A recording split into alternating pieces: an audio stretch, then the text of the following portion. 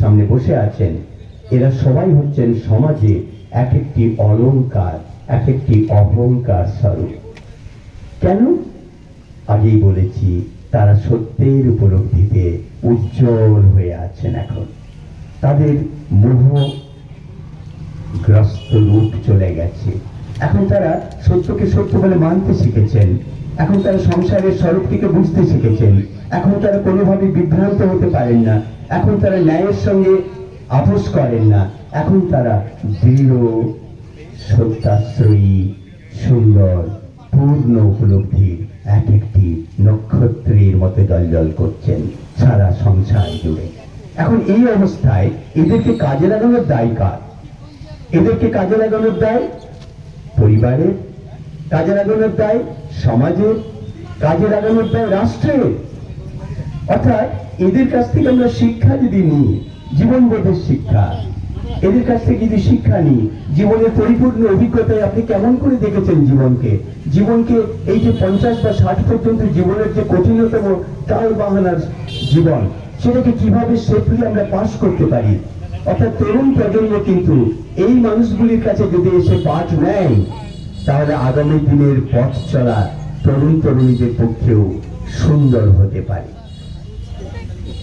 আর না হলে একটা ভয়ঙ্কর শূন্যতার দিকে চলেছে। মনে রাখতে হবে, সেটা সুন্দর নয়, সেটা কোনো আনন্দেরও নয়। একটা ভয়ঙ্কর, একটা অন্ধকার, একটা ভয়ঙ্কর অন্ধকার গলির দিকে চলে গেছে বর্তমান সভ্যতা। আমাদের পিছনে চারণকবি বৈদ্যনাথের এই মূর্তিটি আছে। চারণকবির লাইনটাও জলজল করছে আমার চোখে পড়ছে। ইদানিং ঘর মানে একখানি ছোট পৃথিবী, দুটো একটা পোলা পানি, সাহেব এবং বিবি, সংসার এখন শুধু দু একটা পোলাপানা, ঘর মানে এখন এমনই একটা ছোট্ট পৃথিবী। অর্থাৎ ঘরটা ছোট হয়ে যাচ্ছে। এই যে সংসার, এই যে খণ্ডিত সংসার, এই খণ্ডিত সংসার, একটু আগে আমাদের অধ্যক্ষ মহোদয় বলছিলেন যে আমরা যারা একটা একান্নবর্তী পরিবারের মধ্যে মানুষ হয়েছি, তার যে মাধুর্য, তার যে সৌন্দর্য, তার যে প্রেম, তার যে আনন্দ, সেটা কোথায় হারিয়ে যাচ্ছে যখন আমরা সেই ছোট্ট ছোট্ট পরিবারের মধ্যে আবদ্ধ হচ্ছি এবং জীবনও খণ্ডিত হয়ে যাচ্ছে। তাহলে আমরা এখন অন্তত এটুকু আলোচনার প্রথম পর্বে আমি বলতে চাইলাম যে এই প্রবীণ বা প্রবীণারা সকলেই কিন্তু অত্যন্ত গুরুত্বপূর্ণ, উজ্জ্বল, উপলব্ধিতে ভরপুর একটা অত্যন্ত মূল্যবান জীবনখণ্ড। সেটিকে মূল্য দিতে শিখতে হবে। তাহলে আমরা দুঃখ পাবো না। আমরা এখন যে অবস্থায় আছি, আমরা নিজেদের দিক থেকে আমরা এটা নিজেদের মনে উপলব্ধি রাখবো যে আমরা ভীষণভাবে দরকার, সমাজের ভীষণ দরকার আমাকে। আমি সেভাবেই নিজেকে মেলে ধরতে চেষ্টা করব।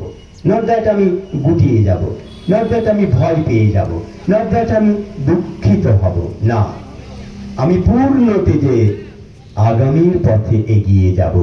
যতদিন আমি এই পৃথিবীতে আমার শ্বাস প্রশ্বাস প্রবাহিত হচ্ছে, আমি সমাজের কল্যাণে, মানুষের কল্যাণে, পৃথিবীর কল্যাণে আমি এগিয়ে যাব।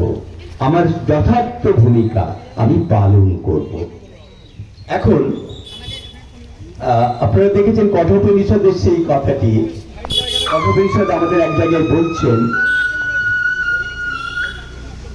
আত্মানাং রথিনাং বিদ্ধি শরীরং রথমেবতু বুদ্ধিং তু সারথিং বিদ্ধি মনঃ প্রগ্রহমেব চ। এখানে শরীরকে রথ বলা হয়েছে। So it is very important. শরীরটা যদি রথ হয়, সেই রথ তো সুস্থ থাকতে হবে। তাহলে প্রথমে আসছে এই শরীরটাকে সুস্থ রাখতে হবে। একটা সুস্থ সবল শরীর চাই। আমি যে বয়সেই থাকি না, আমার শরীর কিন্তু সুস্থ রাখতে হবে।